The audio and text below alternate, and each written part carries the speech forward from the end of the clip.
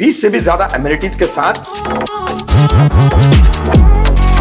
1, 2 and 3 BHK available है। शहर के बीचों बीच बन रही DZ सिटी में बुकिंग चालू है और DZ सिटी का काम भी तेजी से चालू है। ग्राउंड +2 कमर्शियल और मुमरा के सेंटर पॉइंट के साथ DZ सिटी आपके लिए एक बेहतरीन ऑप्शन बनता है। ज्यादा जानकारी के लिए दिए गए नंबरों पर कॉल करें या उनकी सेल्स ऑफिस विजिट करें। पारिवारिक विवाद में पति से मारपीट कर घर कब्जाने का पत्नी और ससुर पर आरोप, दीवा की सनसनीखेज वारदात।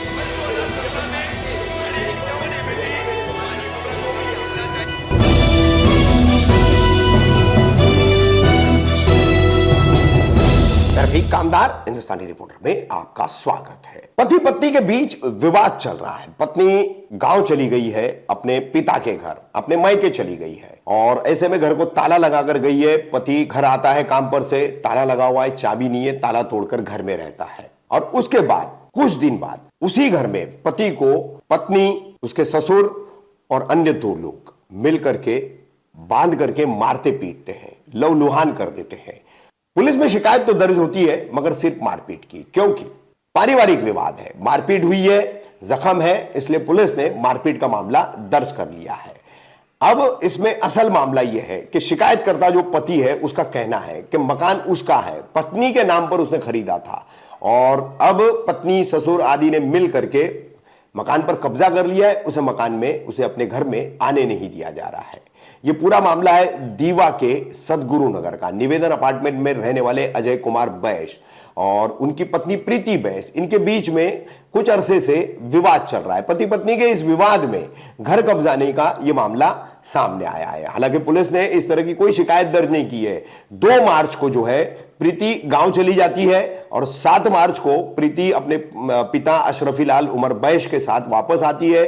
अन्य कोई 2 लोग हैं और अजय को घर में घुस करके धमकाते कि अब घर उसका नहीं है, मकान उसका नहीं है। जिस तरह की शिकायत उसकी ली गई है उसमें अजय की कथनी है, उसमें कहा गया है जो, तो उसके मुताबिक फिर अजय को वहां पर बांध करके मारपीट की जाती है, लहूलुहान होता है। फिर वो एक दोस्त को बुलाता है, उसके साथ दीवा पुलिस चौकी जाता है, वहां से मेडिकल मेमो देकर उसे भेज दिया जाता है और फिर इसकी शिकायत जो है धारा 324, 342, 323, 504, 506 के तहत दर्ज की जाती है। मगर अजय बैस का कहना है कि उसने अपनी कमाई से पत्नी के नाम घर लिया था। अब विवाद के चलते जो है उसकी कमाई का घर पत्नी और ससुर द्वारा कब्जा किया जा रहा है मगर उसे इंसाफ नहीं मिल रहा है। सुनिए क्या कहना है इस पूरे मामले को लेकर अजय बैस का।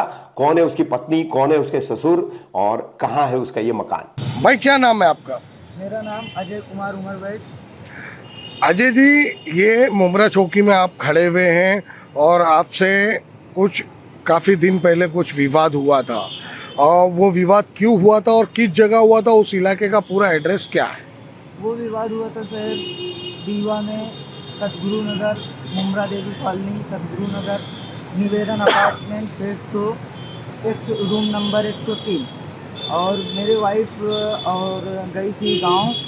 4 तारीख को मेरा पेशी था, उसमें गई थी। मेरे ऊपर भरण पोषण का मुकदमा की है, गई थी तो मैं 4 तारीख को नहीं जा पाया। मुकदमा क्यों की है, क्या मतलब? मुकदमा की है कि मेरा पति मुझे नहीं खिला पा रहा है। मैं बाप के घर पे बैठी हूँ, मुझे 3-4 रुपया महीना चाहिए और मैं बैठी हूँ अपने मायके में और वो रहती है तो मुंबई। क्या विवाद हुआ था वो जो मायके में जाके रह रही है? पैसा फैमिली का हल्का फुल्का कहा सुनी वाला विवाद हुआ था और कुछ नहीं हुआ। लेकिन उसके पापा उपा लोग ने ले जाके उसको उससे केस करा दिए और मेरा रूम ले लिए, मुझे घर से निकाल दिए। तो आज मैं 3 तारीख से मैं अपने रूम पे था। तुम्हारा रूम किधर था वो? मेरा रूम दीवा में है, सदगुरु नगर में। दीवा के सदगुरु नगर में। तो ये 2 तारीख को गई गांव, मैं 3 तारीख को अपने रूम में ये चाबी लेके चली गई थी तो नहीं दे के गई थी मुझे। तो मैं बाहर तो सो नहीं सकता, तो मैंने लॉक तोड़ के अपने रूम में एंट्री लिया। तो तुम्हारी वाइफ जब तुम बता रहे हैं गाँव गई, उसके पहले से विवाद था तुम्हारा उनका? हाँ, तो वो अलग रह रही थी या तुम एक ही साथ रह रहे थे? हम दोनों लोग करीब 7 महीने 6 महीने से अलग रह रहे हैं, जिसमें 3-4 महीने तक मैं गांव में रुक गया था। मेरे पिताजी का तबीयत खराब था और वो इधर लड़की को लेके थी।